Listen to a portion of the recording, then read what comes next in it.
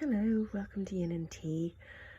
This morning I am going to explain a little bit more about brewing tea, in particular Hojicha.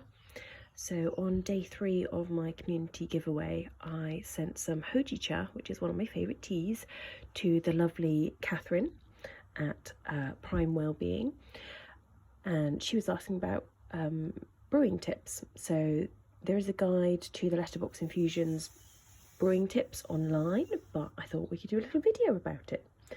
So people often ask what's the right sort of quantity of leaf to use. I tend to use a teaspoon. So a teaspoon is normally somewhere between 3 and 5 grams depending on the sort of leaf that you're using. So Hojicha can come in quite a variety of size of leaf, depending on the producer.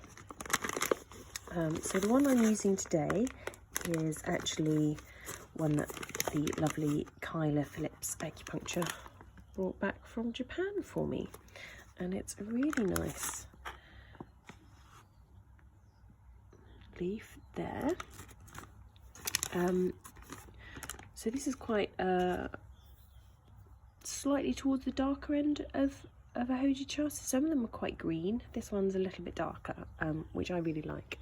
So on our giveaway video this morning, I made one brew. So there's my teaspoon of wet leaves in there, and it's really simple. You just pop your teaspoon in. You want your water at 90 degrees. So if you don't have a temperature controlled kettle, which most people don't, just pop in a little splash of cold to lower the temperature, so it's not boiling water that you're pouring over the tea. So I'm going to put a little bit of hot water in there.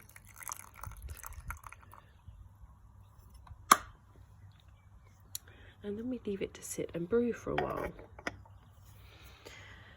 So for Hojicha, I would leave it a couple of minutes. If you want a really, really dark brew, you can leave it up to 5 minutes really. It's a fairly forgiving tea. If you want to drink it along with meals, which is very typical in Japan, I would go for a lighter brew, so maybe just a couple of minutes. So here's one I brewed earlier. Probably a little bit darker there. Like I said, I quite like it dark. It feels a bit more comforting. So you can see with my setup, I've got a Japanese style teapot, side handle kyuzu.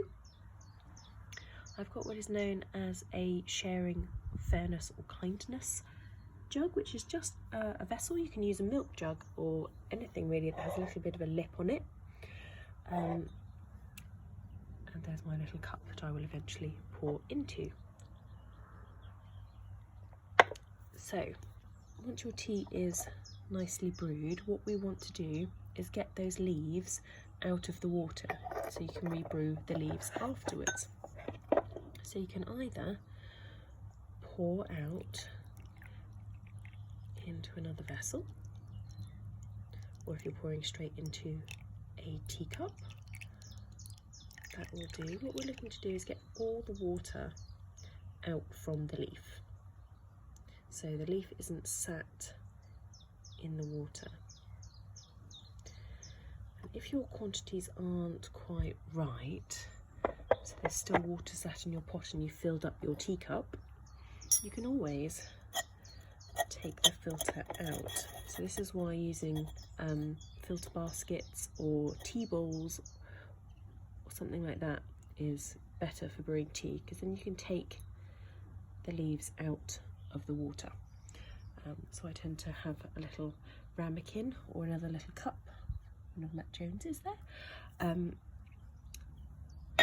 just to let the leaves sit on the side so they're not sat in the water. So that's all you really need to do to make sure you're going to get a really good cup of tea.